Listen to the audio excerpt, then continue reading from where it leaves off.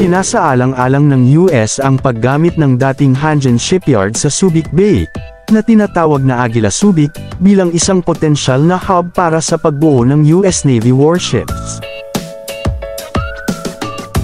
Ang panukalang ito ay bahagi ng isang mas malawak na pagsisikap upang palakasin ang mga pakikipagsosyo sa pang-industriya sa pagitan ng US at Pilipinas. At bago natin ituloy, kung ikaw ay bago pa lang sa aking YouTube channel ay huwag kalimutan mag-subscribe at i-click na rin ang bell icon para lagi kang updated sa mga bago kong upload video. Hinihimok ng Pilipinas ang Estados Unidos na isaalang-alang ang bansa bilang potensyal na tagagawa ng mga barkong pandigma ng Estados Unidos, dahil ang Washington, D.C. ay naglalayong palakasin ang fleet nito sa susunod na 30 taon.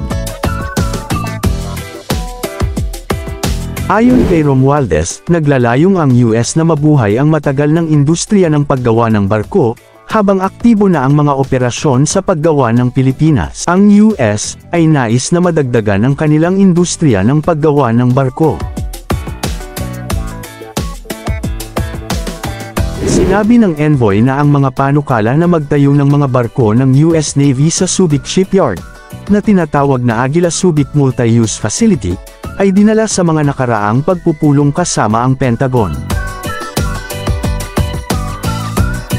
Noong 2022, nakuha ng US na nakabase sa Cerberus Capital Management ang dating NAB Alisa na pag-aari, kasama ang karamihan sa lugar nito na naupahan sa mga nangungupahan at inaasahang gumamit ng isang manggagawa ng 4,000 in 2025. Ang pasilidad ay kasalukuyang nagtataglay ng 4 na pangunahing nangungupahan, kabilang ang HD Hyundai Heavy Industries Philippines, na plano na ganap na gumana sa susunod na taon. Sa pulong, hinikayat ni Romualdez ang mga stakeholder ng US na palawakin ang pakikipagsosyo sa pang-industriya sa Pilipinas habang namuhunan sila sa iba pang mga pangunahing sektor. Ang lakas ng ekonomiya ay ang pundasyon ng estratehikong lakas kapag namuhunan ng mga kumpanya ng US dito, hindi lamang ito tungkol sa pagbabalik sa kapital. Ito ay tungkol sa pagbabalik sa alyansa, aniya, na idinagdag na ang isang mas malakas na ekonomiya ng Pilipinas ay nangangahulugang isang mas may kakayahang at maaasahan na kasosyo sa pagtatanggol ng US.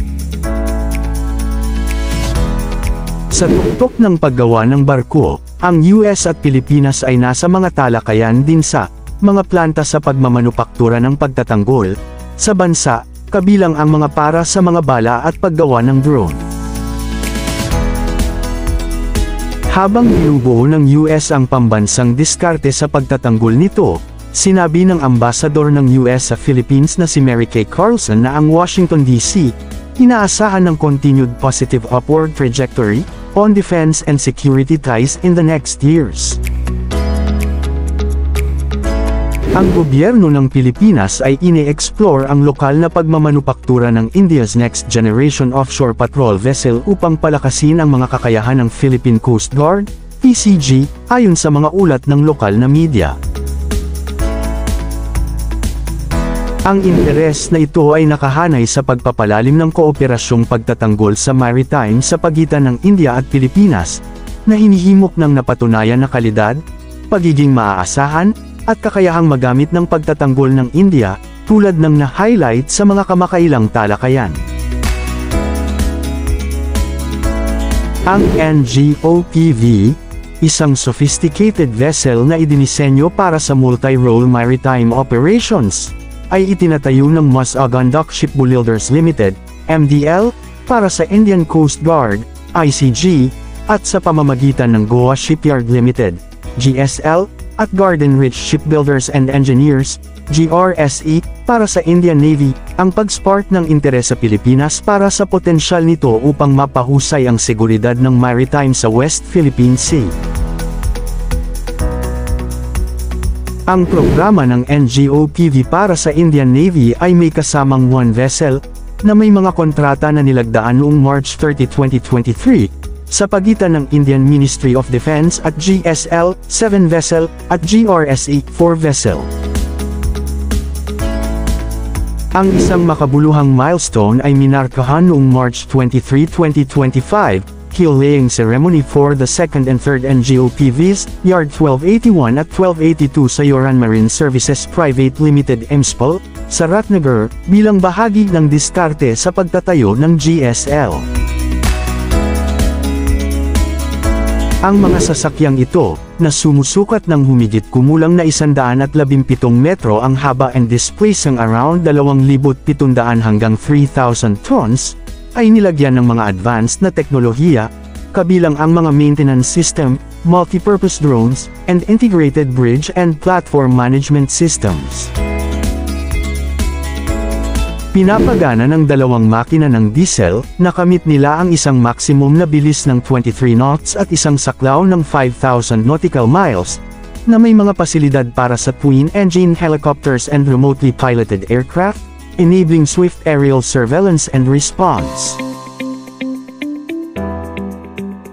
Ang mga NGOPV ay idinisenyo para sa isang hanay ng mga mission critical, sa seguridad ng maritime, kabilang ang coastal defense, surveillance, search and rescue, SAR, pagtatanggol sa offshore assets, tulad ng mga rigs ng langis, at mga operasyon ng anti-piracy sa eksklusibong mga zone ng ekonomiya, EEZ, at higit pa.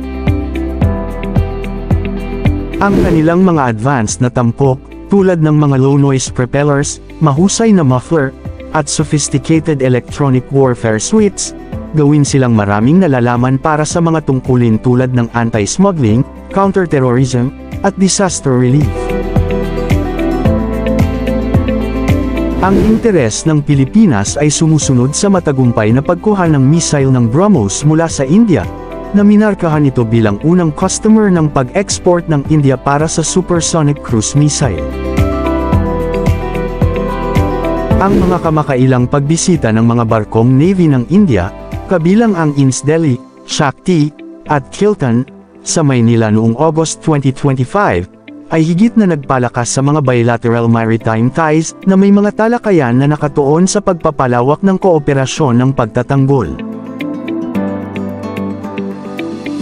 Ang panukala ng NGOPV ay nakahanay sa mga layunin ng modernisasyon ng pagtatanggol ng Pilipinas at pagtulak ng India upang ma-export ang mataas na kalidad, epektibong mga solusyon sa pagtatanggol, potensyal na baguhin ang mga kakayahan ng PCG sa rehiyon ng Indo-Pacific.